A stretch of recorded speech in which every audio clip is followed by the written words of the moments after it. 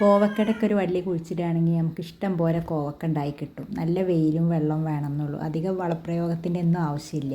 നമുക്ക് വീട്ടിൽ തന്നെ ഉണ്ടാകുന്ന പച്ചക്കറി വേസ്റ്റൊക്കെ ഒന്ന് കമ്പോസ്റ്റ് ആക്കിയൊക്കെ ഇട്ട് കൊടുത്താൽ തന്നെ ഇഷ്ടം പോലെ കോവക്ക ഇറക്കാൻ കിട്ടും. കോവക്ക പിന്നെ ഒരു 2 ദിവസം കൂടുമ്പോൾ തന്നെ വീണ്ടും വീണ്ടും ഉണ്ടായിട്ട് നമുക്കിങ്ങനെ അറുക്കാനുള്ളത് കിട്ടും ചെയ്യും. ഇഷ്ടം പോലെ ഉണ്ടാവും ചെയ്യും.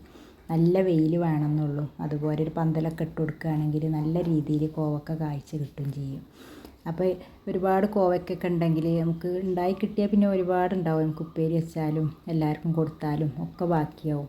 അപ്പോൾ അങ്ങനെയൊക്കെ ബാക്കി വരുന്നുണ്ടെങ്കിൽ നമുക്ക് ഇതുപോലെ കൊണ്ടാട്ടം ഉണ്ടാക്കിയിട്ടൊക്കെ സൂക്ഷിച്ച് വെച്ചാൽ നമുക്ക് കോവയ്ക്കൊക്കെ ഇല്ലാത്ത സമയത്ത് എടുത്ത് ഉപയോഗിക്കാനൊക്കെ നല്ലതാണ്.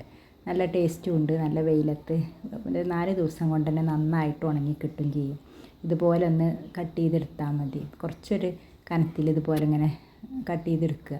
അതിൻ്റെ ശേഷം അതിലോട്ട് മഞ്ഞളും മുളകും ഉപ്പും ഇട്ടുങ്ങാണ്ട് ഒന്ന് മിക്സ് ചെയ്തിട്ട് ഒന്ന് അടുപ്പത്ത് വെച്ച് ഒന്ന് വേവിച്ചെടുക്കുക. കുറച്ച് വെള്ളം ഒഴിച്ച് കൊടുക്കുക. ഒരു 1/2 ഗ്ലാസ് വെള്ളമൊക്കെ എത്ര ഉണ്ട് അതിനനുസരിച്ചിട്ട്. എന്നിട്ട് ഒന്ന് കുടഞ്ഞിങ്ങനെ വേവിച്ചെടുക്കുക. നന്നായിട്ട് വെന്തളിഞ്ഞൊന്നും പോകരുത്. ചെറുതായിട്ടൊന്ന് വെന്തതിൻ്റെ ശേഷം നല്ല വെയിലത്ത് വെച്ച് ഉണക്കിയെടുക്കുക. ഒരു 4 ദിവസത്തെ ഉണക്ക് മതി. അപ്പോഴേക്കന്നെ നന്നായിട്ട് ഉണങ്ങിക്കിട്ടും. നല്ല വെയിലുള്ള സമയത്ത് ഇങ്ങനെ ചെയ്യുക. ഇനി വെയിലില്ലാത്ത ഒക്കെ ആണെങ്കിൽ അപ്പോൾ ഫ്രിഡ്ജിൽ വെച്ചിട്ട് നമ്മൾ വെയിലുള്ള സമയത്ത് എടുത്തുങ്ങാണ്ട് ഉണക്കിയാലും മതി. അപ്പോൾ ഇതുപോലെയൊക്കെ കോവയ്ക്കൊക്കെ അധികം ഉണ്ടെങ്കിൽ ഇങ്ങനെ കൊണ്ടാട്ടാക്കിയിട്ട് എടുത്ത് വെക്കുകയാണെങ്കിൽ നമുക്ക് ആ രീതിയിൽ ഉപയോഗിക്കുകയൊക്കെ ചെയ്യാം. അപ്പോൾ എല്ലാവരും ഒരു കോവയ്ക്കൊക്കെ ഒന്ന് കുഴിച്ചിട്ട് ഉണ്ടാക്കി നോക്കും.